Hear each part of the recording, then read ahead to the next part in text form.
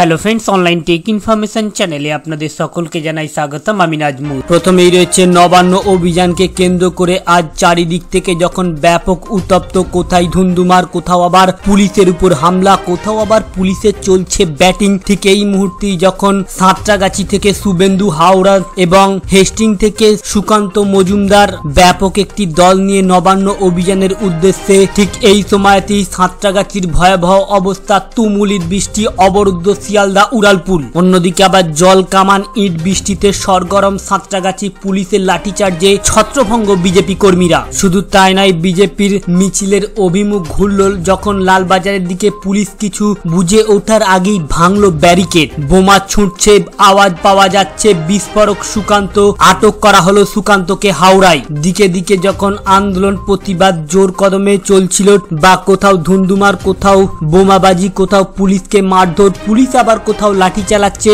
ঠিক এই মুহূর্তেই বিজেপির নবান্ন অভিযানে শুভেন্দুর গ্রেপ্তারির প্রতিবাদ। শুভেন্দুকে গ্রেপ্তার করা হলো বা আটক করা হলো সাঁতরাগাছি থেকে। আর গ্রেপ্তারির প্রতিবাদে হাইকোর্টে মামলা, সাঁতরাগাছি স্টেশনের বাইরে ধরলো আগুন। একই সাথে আবার রাহুল সিনহাকে আঁচড়ে দিয়েছে গুন্ডিরা। লালবাজার থেকে ফেসবুক লাইভে শুভেন্দু। অন্যদিকে দল বিজেপির তরফ থেকে বড় ঘোষণা, নৈতিক জয় বিজেপির, নবান্নের অভিযান যেন লালবাজার অভিযান। অন্যদিকে আবার এই অভিযানকে কেন্দ্র করে বিস্ফোরক দাবি। একই সাথে আবার ভয়ে পালিয়েছে মমতা। শুধু তাই নয়, মমতাকে লেডি কিম সম্বোধন, সরব হলেন পুলিশি অত্যাচার। আর আজকে থাকবে নবান্ন অভিযানের বিভিন্ন দিকে, কোথায় পুলিশি অত্যাচার চলেছে, কোথায় আবার পুলিশের উপর অত্যাচার চলেছে, পুলিশকে লক্ষ্য করে ইট বৃষ্টি ছোড়া হয়েছে, বা পুলিশ কোথায় ছুড়েছে জল কামান থেকে শুরু করে কাকে কাকে গ্রেপ্তার করা হয়েছে, কোথায় ধুন্ধুমার অবস্থা, কোথায় সিরিয়াস অবস্থা হয়েছে, এই নিয়েই থাকবে বিস্তারিত। বা বিজেপির কোন কোন নেতাকে গ্রেপ্তার করা হয়েছে, আজকে থাকবে এই সকল বিষয়ের উপরই বিস্তারিত আলোচনা। প্রথমেই রয়েছে শুভেন্দু অধিকারীকে নিয়ে বড় খবর। নবান্ন অভিযান চলাকালীন আটক বিরোধী দলনেতা শুভেন্দু অধিকারীকে আটক করলো পুলিশ। এরপর তাকে নিয়ে যাওয়া হয় লালবাজারে। সেখান থেকে আইপিএস জ্ঞানবন্ত সিংকে কাঠগড়ায় তোলেন তিনি বলেন, জ্ঞানবন্ত সিং এর অনেক রাগ আছে আমার উপর, কারণ রিজওয়ানুর রহমানকে খুন করেছেন উনি। সবাই জানে কয়লা পাচার থেকে গরু পাচার সমস্ত কিছুর অভিযোগ ওনার বিরুদ্ধে। ইডি একাধিকবার ডেকেছে ওনাকে, সে কারণেই ওনার খুব রাগ আছে আমাদের উপর। পরবর্তীতে শুভেন্দু বলেন, উনি ইশারা করতেই প্রথমে সাংসদ লকেট চট্টোপাধ্যায়কে টেনে হিঁচড়ে পুলিশি ভ্যানে তোলা হয়। এরপর রাহুল সিনহাকে তোলা হয়, ওনার চোখ হাত সব আঁচড়ে দিয়েছে। ইতিমধ্যে শেষ হয়েছে বিজেপির নবান্ন অভিযান। আর শেষ হবার শুরু থেকে শেষ পর্যন্ত উত্তপ্ত হয়েছে একাধিক এলাকা। একই সাথে আবার শুভেন্দুর পরিবর্তে মিছিলের নেতৃত্ব সৌমিত্রর। শুভেন্দু অধিকারীকে ধরে নিয়ে গিয়েছে পুলিশ। রাজ্যের বিরোধী দলনেতার পরিবর্তে সাঁতরাগাছি থেকে বিজেপির নবান্ন অভিযানের মিছিলকে নেতৃত্ব দিয়েছেন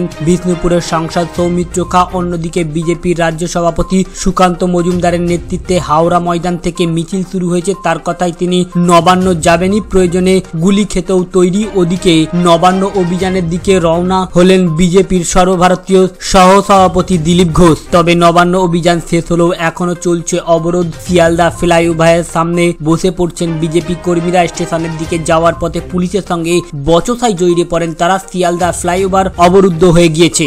বিজেপি কর্মী সমর্থকদের হাতে বেধড়ক মার খেলেন এবার তৃণমূল নেতা। নবান্নমুখী গেরুয়া কর্মী সমর্থকদের একের পর এক বাস আটকে দেওয়া হয় বলে অভিযোগ ওঠে। এর মধ্যেই ঘটল বিপত্তি, এক তৃণমূল নেতাকে বেধড়ক মারের অভিযোগ। একই সাথে আবার ব্যাপক আহত বিজেপির কর্মীরা। মোতায়েন ছিল বিশাল পুলিশ বাহিনী। রণক্ষেত্র চেহারা নিয়েছে যখন বিজেপির রাজ্য দপ্তরের সামনের এলাকা। বাইরে থেকে বিশাল পুলিশ বাহিনী, বহু কর্মী সেন্ট্রাল অ্যাভিনিউতে বিক্ষোভ দেখাচ্ছে। আহত কর্মীদের চিকিৎসার জন্য সরিয়ে নিয়ে যাওয়া হচ্ছে বিজেপি কর্মীদের। অন্যদিকে উত্তপ্ত পরিস্থিতি সাঁতরাগাছি, টিয়ার গ্যাসের সেল ফাটানো হচ্ছে। সাঁতরাগাছি স্টেশনে আস্তানা নিয়েছেন বিজেপি কর্মীরা। ইট বৃষ্টি করছেন তারা। পুলিশ এগোতে চাইলেও বারবার ফিরে আসতে হচ্ছে। ইটের আঘাতে নাক ফেটে গিয়েছে পুলিশ অফিসারের। অন্যদিকে আটক করা হয়েছে বিজেপির রাজ্য সভাপতি সুকান্ত মজুমদারকে।